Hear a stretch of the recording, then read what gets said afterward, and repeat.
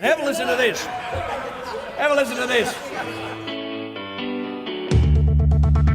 Interest rates are higher, and people don't like that, but you should be welcoming a stronger economy. And maybe a deal has a point about the machinery of capitalism being oiled with the blood of the workers. The United States is a country that has always paid all of its bills. Lannister always pays his debts. Don't let the bastards get you.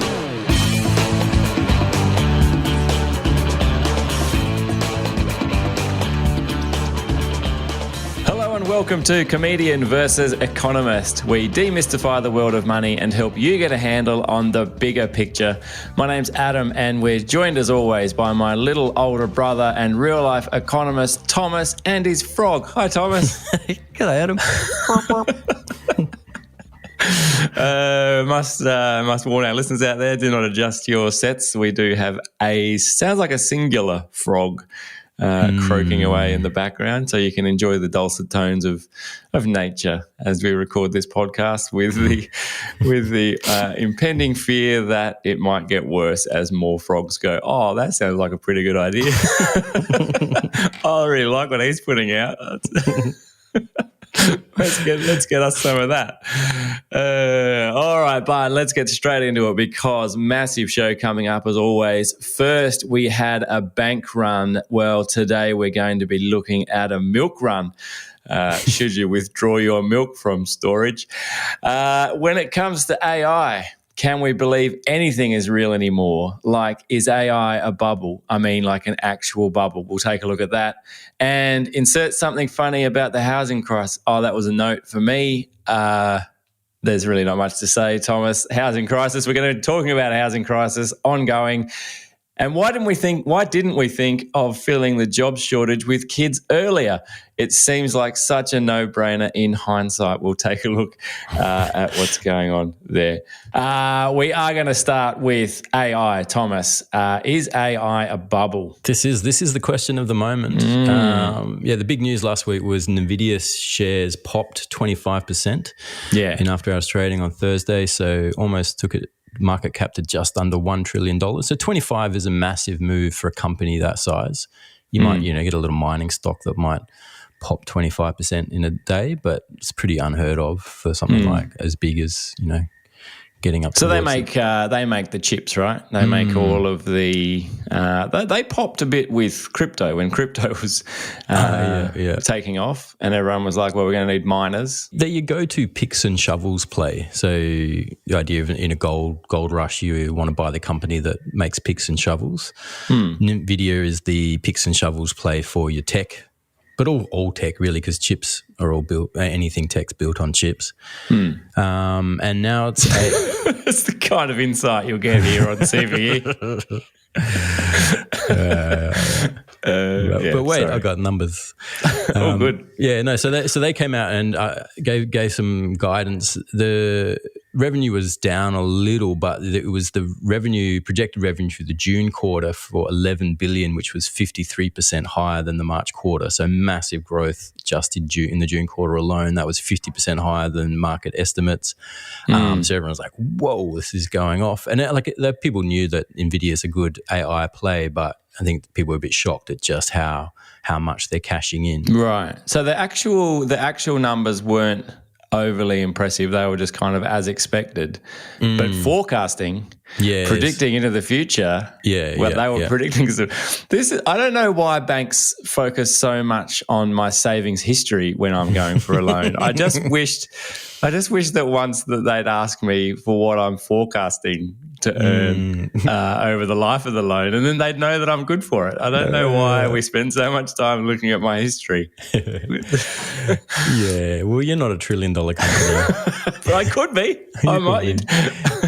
I will be in the future. Yeah, but this is only one quarter ahead, so they would have already had sales contracts in place that's going to deliver that revenue. It's unlikely they're going to miss by a big margin. Right. For, down there. Like if they're doing 10-year forecasts, then you might be like, oh yeah, whatever. But like for 1 quarter ahead. Oh, okay. So that's fairly reasonable. So so the question now is like, is AI a bubble or is Nvidia getting bubbly? I mean, the sort of the no case for that is that Nvidia has done really well, that they were ahead of the curve. They saw where where AI was going, and they saw that AI was going to need a lot of GPUs, general processing units, and Graphics so they processing units, I think you're fine. Oh, is it? Yeah, right. Oh, yeah, it is. Yeah.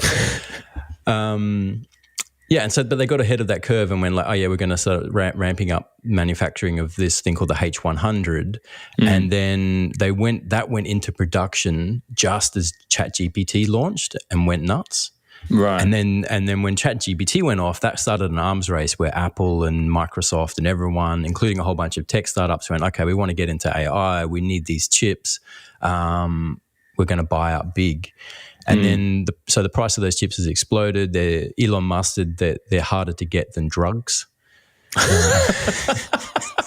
yeah, so like everyone's after the chips and can't get a hold of them, and so they got huge demand baked in, and basically own the market like all the other. They don't have an unassailable position like other other manufacturers can catch up because of the standardization in the industry. But for the moment, they own the market. So they're crushing it. Yeah, okay. So that's the no case of like, are we in a bubble? And the no case is, Nvidia's just crushing it and they're doing well because they position themselves well. I heard someone say it was a baby bubble. Yes, yeah. Well, this is the yes case to that. So is it a bubble? So yeah, Michael Hartnett at Bank of America is calling it a baby bubble, which means it's like we're in the early stages of a bubble.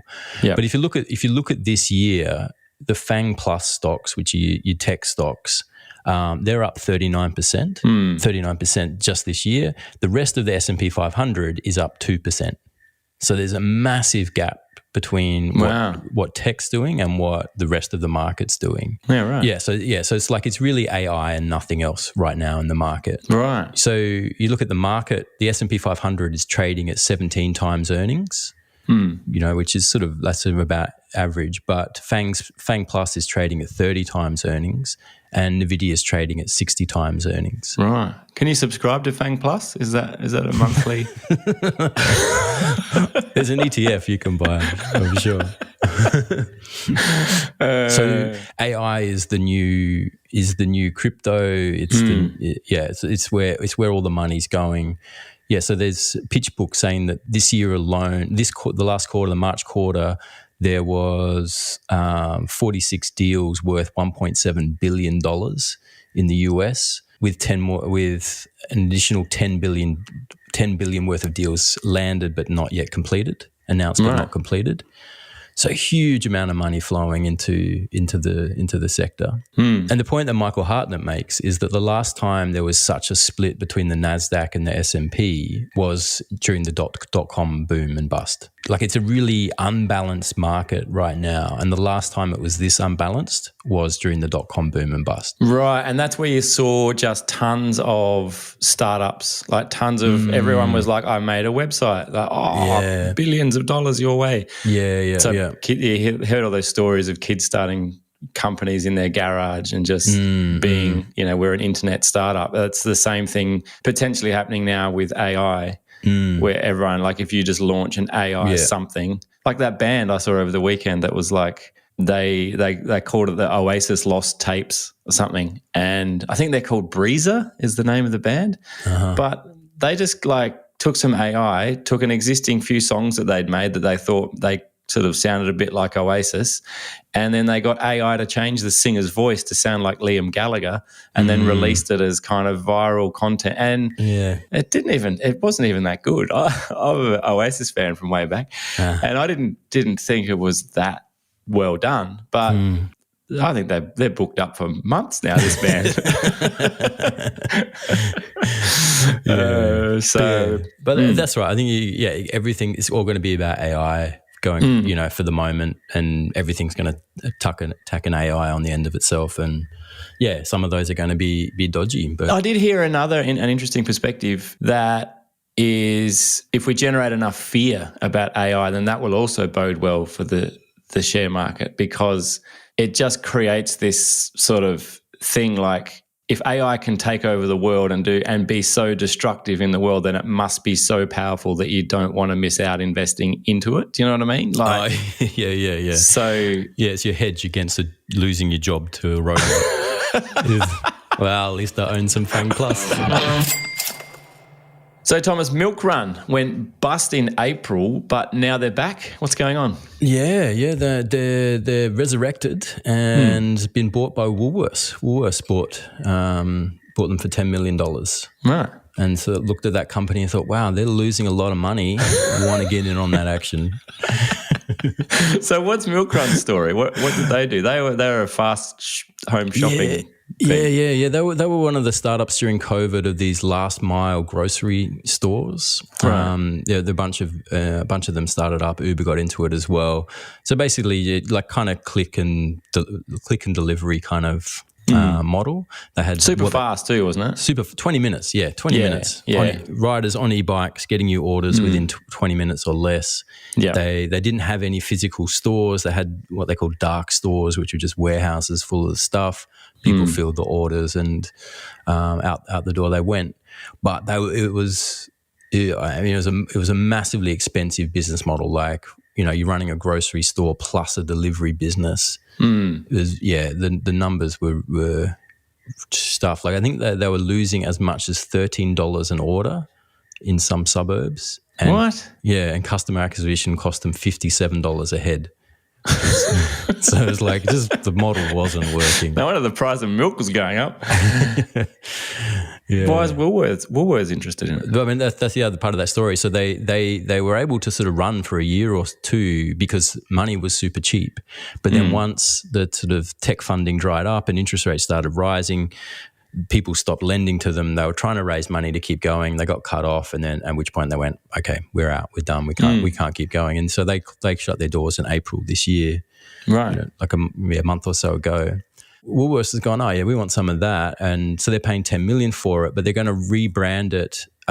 Basically, all they're going to do is rebrand their Metro stores as Milkruns. So they're taking the brand name, but it's going to be all Woolworths stock. Just a Woolworths store, basically, but with Milkrun's branding. And the thing that what they're saying, the valuable assets there that they're buying is Milkrun's database. So it had like a big database of customers in the inner city, which is sort of like an interesting demographic to target. So they wanted access to that demographic. And then they had a technology platform because Milkrun itself was backed by Airtree Ventures and Mike Cannon-Brooks and those guys. So I think the tech is quite good. Don't forget the 46 e-bikes that they got as part of that deal as well. Yeah. For the Woolworths C-suite. Everyone gets an e-bike. That's all well and good. So Woolworths have bought them. Is that just going to mean Woolworths are going to take over the losses? Like what makes Woolworths think it's going to work? Or I'm assuming they do. Yeah, I mean, it'll be interesting to see. They're shifting the model a bit. So Woolworths is going to charge a flat $5 delivery fee. Right. And I don't know if they're going to keep that time commitment. I think that was that 20 minutes. So we're going to charge you for delivery where we didn't before, and it'll be there a lot longer than you're used to. Yeah. But who needs their groceries in 20 minutes? Well, you do if you want little bits of groceries. If you need a bottle of milk, isn't the problem they were trying to solve that whole you're sitting at home and you're like, we're out of milk, I got to go to the shop. Like, isn't that the problem they're trying to solve? To say, well, if I'm home, it happens to me sometimes. I'm home. I got 2 kids here. To go to the shop to get milk to make a coffee is like, if I can get that for $5 delivered in 20 minutes and I can get my coffee, then that's so much easier than loading the kids in the car and going to the shops. Yeah. But I think they want to get away from that kind of customer because there were stories of people like buying a packet of gum. Yeah. So someone's riding over with a packet of gum. It's costing him $20 to deliver a $1 product. They've got to get away from that. Peppermint, not spearmint. Back you go. All right, let's take a break here. We'll grab a quick word from this week's sponsor and be back looking more at the housing crisis as well as the push for more kids to enter the workforce. Welcome back. You're on Comedian versus Economist. You can send us an email if you like, cve@equitymates.com or via the website equitymates.com/CVE. You will also find us on Instagram and Facebook @CVE Podcast. And Thomas, I joined up for TikTok during the week, but I haven't uploaded anything yet. It's baby steps. So watch this space. If you just keep an eye on TikTok out there and you might see something if the algorithms do their thing. I got distracted. Thomas, the AFR has launched Housing Supply Week. Tell you what, there are some weeks that I get up for throughout the year. This is one of my favourite ones. What's going on with the AFR and Housing Supply Week? Yeah, I think this is just another shameless push for corporate interests out of the AFR. Yeah, it's a bit weak. Yeah, they're going to run a whole bunch of stories about why we need more supply. Yeah, I kind of wanted to just talk about why supply doesn't work. Like we can't build our way out of the housing crisis. But like you keep seeing this as being pushed as the solution. So late last year, the Albanese government appointed Mirvac CEO Susan Lloyd-Hurwitz to lead the National Housing Supply and Affordability Council. Yeah, Lloyd-Hurwitz was the former CEO of Mirvac, one of the biggest builders in the country. So can you guess what her solution to the housing crisis was? Apartments. Build more homes. Yeah. So there's this kind of like idea that we need to build our way out of the crisis. Even the government's panel's been mashing those two things together, saying affordability and supply. So and the AFR kicked their push for this idea off this week with a piece by Tony Richards, who is a former RBA economist, where he's blaming NIMBYs, so not in my backyarders, and councils for not bringing enough supply to market, and that's why we've got a housing crisis. What are NIMBYs? Not in my backyarders. NIMBY is an acronym. What is that? I get the acronym, but. But what are they about? So it's people who protest or resist like high rise, medium density development in their suburbs. Okay. So they've got nice leafy suburbs, and then government wants to sort of put more apartments or whatever up, and then they resist it in council. Yeah. Okay. Yeah, and it's definitely a thing, but like I think it's disingenuous to blame the housing crisis on it. Yeah, so there's a couple of myths that's worth looking at. Okay. The big myth is that we don't build a lot of homes. The truth in Australia is that we build a lot of homes. So you can look at how many homes we produce as a share of the housing stock each year. We produce just under 2%. Each year we had just under 2% of the housing stock. The only nations in the OECD that produce more houses than us are Korea, Iceland and Turkey. Right. We build twice as many as the EU and a little bit less than twice as many as America. Wow. So we build a lot of homes. So this isn't the problem. Like the idea we need to build more homes. Like we build a lot of homes. Like what are we going to be, the number one house building nation on earth? Is that the solution? Like if that solution, isn't that a little bit ridiculous? Surely we're happy with a podium finish for home building. Like seems pretty reasonable. I think Iceland though are very keen on those little tiny homes that they build, so that's probably jacking their numbers up. They've probably got. Are you thinking of igloos? Don't think that's. No, you can't say that anymore. It's not politically correct to say igloos anymore. They're tiny homes. No, igloos are all right. It's Inuit people is the correct name. I think an igloo is still an igloo, isn't it? An igloo is still.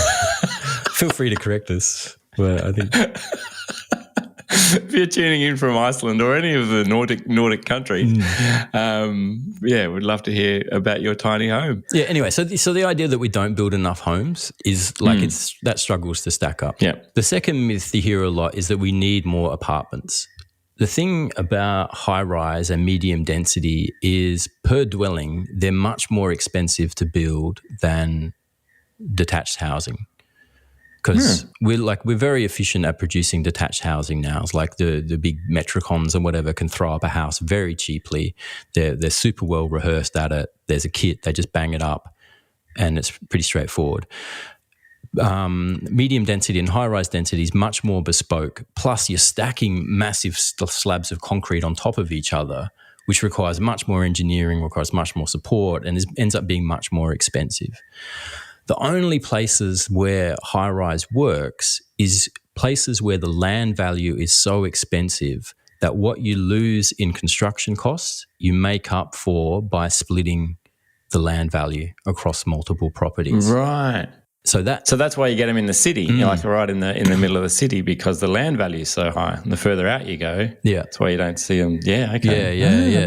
Never thought about that. Yeah. So developers only, that's what, like, the reason we see them only come up in the inner cities is that's developer driven. That's the market driven, because that's the only place where it's economical to do so.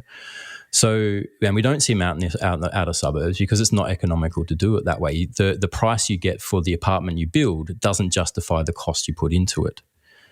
So it's the causalities, it runs backwards. It's that expensive housing creates a market for apartments. Right. So apartments can't bring down the price of housing without removing the incentive for apartments. Right. Does that make sense? Yeah. So apartments can't be a solution for affordability. Because if they did bring down prices, they would remove the incentive for apartments and there would be no more apartments and prices would go up. Right. So they can't really be part of the solution. Yeah, okay. Right, so apartments can't fix the crisis. So, and if we build a lot, so we're the highest builder, why is there still a shortage? What is the problem? Well, the problem is population growth. So CBRE is a commercial building real estate research firm. I don't know the acronym, CBRE. They published a chart saying that... Entourage, I think it is. Commercial building real estate entourage. Oh, okay, there you go. They used to be a posse, but then they expanded. Yeah, after the lead singer got done for drug charges. I got some new members. Yeah. They're hoping one day to be a full-fledged crew, but for now they're just mid-tier entourage. You run-of-the-mill mid-tier entourage. Yeah. Anyway, so they published, they put out a new single during the week, which showed that looking at population growth from between this decade, between 2021 and 2030, Australia is far and away has the fastest population growth in the OECD. So we're population set to grow 13.8%. There's us, and then there's daylight back to New Zealand at 10.8%, Canada at 9.4%, India at 7.9%, and then down the list you go, UK 2.8%. So we have... And they're probably made up mostly of Australians looking to get away from the housing crisis. Oh, bugger, I'm going to New Zealand or Canada. So 13.8% is massive. We're number one in the world for population growth. We're going to add, they say, between 2023 and 2033, 4.43 million people to the Australian population. To put that 4.43 million in perspective, that's the equivalent to adding another Brisbane, Adelaide, Hobart and Darwin to the current Australian population. Yeah, wow. So 4 major cities in 10 years. Why? Why are we going to do that? Yeah, that's a very good question. I mean, what problem are we trying to fix by doing that? I mean, I'm very welcoming. I like people coming here. I like diversity. I like multiculturalism. But is there a particular, like, it seems like we're really aggressively kind of trying to ramp up immigration now. Yeah. And the question is why? What problem is that trying to solve? It's not really trying to solve a problem. Like it's trying to create, it's about making money. So like AFR had a piece, like an opinion piece talking about the immigration, the ramp up in immigration. They're saying business is licking its lips at the prospect of migration reform, with few doubting that a bigger Australia is better. It is boosting retailers' sales, increasing landlords' ability to collect rent, helping miners and contractors find staff, bolstering the big 4 banks' customer numbers, lifting pathology providers' testing volumes, and filling up Macquarie's IT department. Right. I think this is the thing, like you have a big population supports particular interests. It supports customer-facing businesses. It supports landlords who own property. And that the ownership of land, in particular, and ownership of land and dwelling follows the same distribution that all wealth does. It's very tilted to the very wealthy. So there's a big push. So what you have in Australia is a sort of a political consensus around Big Australia. It's called Big Australia. On the conservative right, it supports business interests, so they're pro-big immigration. On the left, we like diversity, so we're pro-immigration. Sort of where that consensus lands out is we're pro-immigration and we're pro-very big immigration. And so we have the biggest immigration program in the world.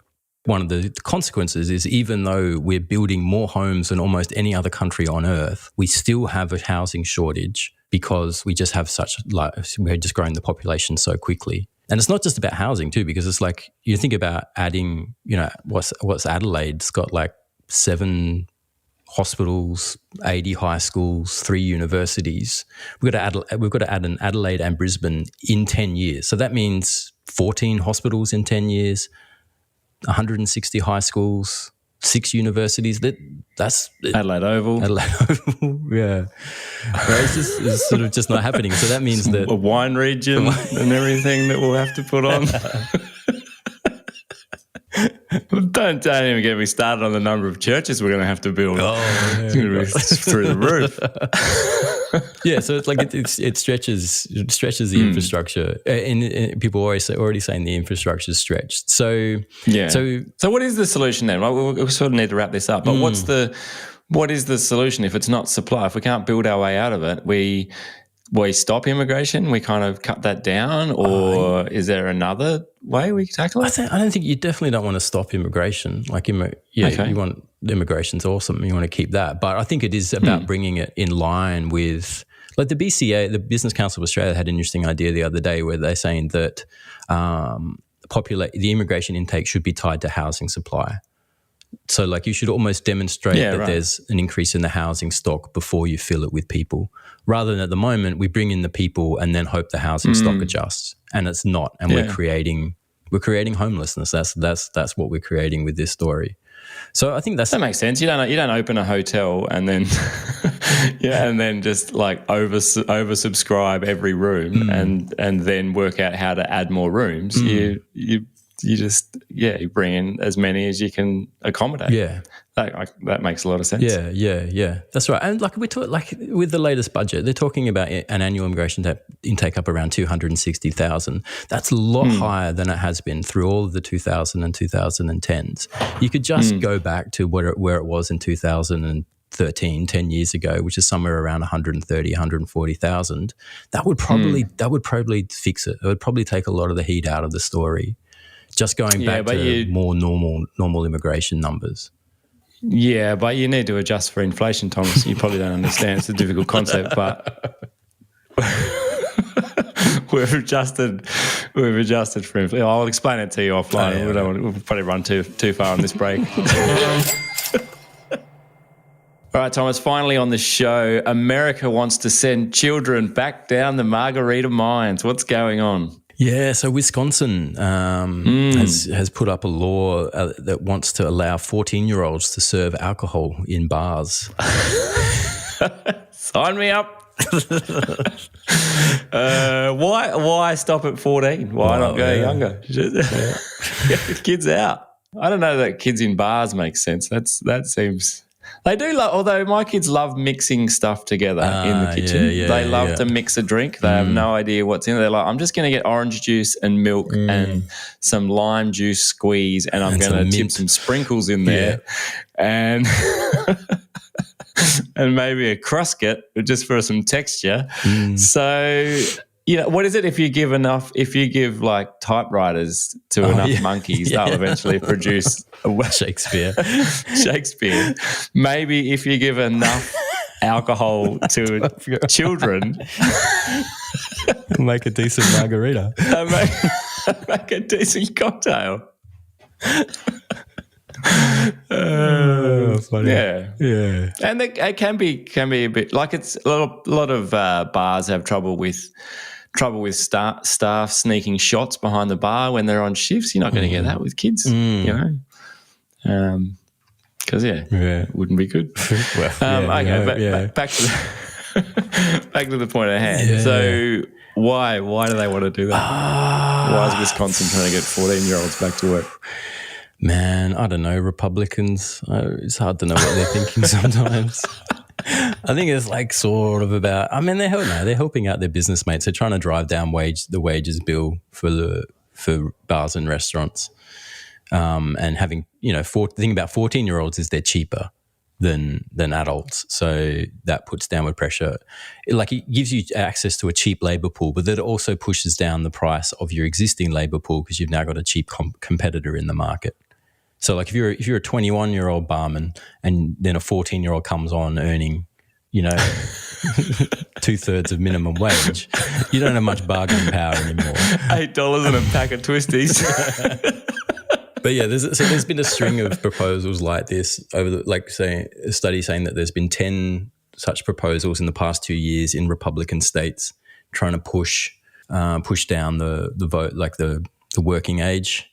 Stuff in Ohio and Iowa as well. 14-year-olds a difficult age too. I don't think that's the right.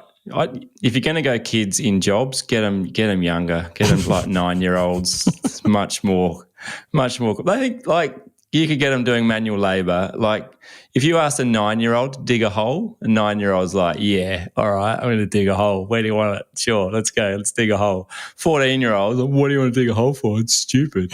You get all that kind of all that back chat. Yeah. So we got to be very careful. Yeah. Very careful how we approach this. I did see that they were proposing putting these kids to work as cleaners. Oh, yeah. Which is possibly the stupidest idea I've ever heard, because if you've ever asked your child to clean their room, it never ends well.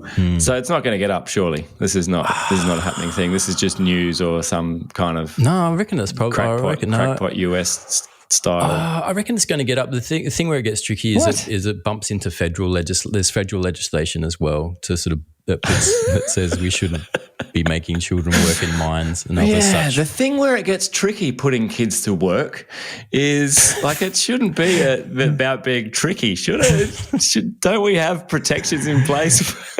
We joke and we jest about sending kids to the workforce. We're obviously joking and jesting. We're not at all supporting sending kids off to work at that age. But surely there are protections in place to stop this happening. This can't be a thing. Well, they're a state. I mean, the US is interesting because it's a federation of states. So the states have their legislation, then there's a federal legislation as well. Yeah. So I think they're saying that the one in Ohio with the bars, that's probably going to run into Wisconsin. Sorry, is going to run into trouble with the federal laws. So that'll need to get pushed. But if they have a Republican Congress, then maybe the Congress just changes federal laws and away you go. Yeah. Right. So. You know what I'd love to see is 14-year-olds in Congress. Ah, yes. Yeah. That would, we'll see how the debt ceiling works out there. Yeah. If you're old enough to serve drinks, you're old enough to make laws. Make laws, that's right. Yeah. Make my drink, make my law. All right, we better leave it there. Thank you so much for tuning in. We really do appreciate you listening each and every week. For us this week, though, that is all from us. It is bye for now. You have been listening to an Equity Mates Media production. In the spirit of reconciliation, Equity Mates Media acknowledges the traditional custodians of country throughout Australia and their connections to land, sea and community. We pay our respects to their elders past and present and extend that respect to all Aboriginal and Torres Strait Islander peoples today. This podcast is intended for education and entertainment purposes. Any advice is general advice only and has not taken into account your personal financial circumstances, needs, or objectives. Before acting on general advice, you should consider if it is relevant to your needs and read the relevant product disclosure statement. And if you're unsure, please speak to a financial professional. The hosts of this podcast and their guests may have positions in the companies mentioned. Equity Mates Media operates under an Australian Financial Services Licence 540697.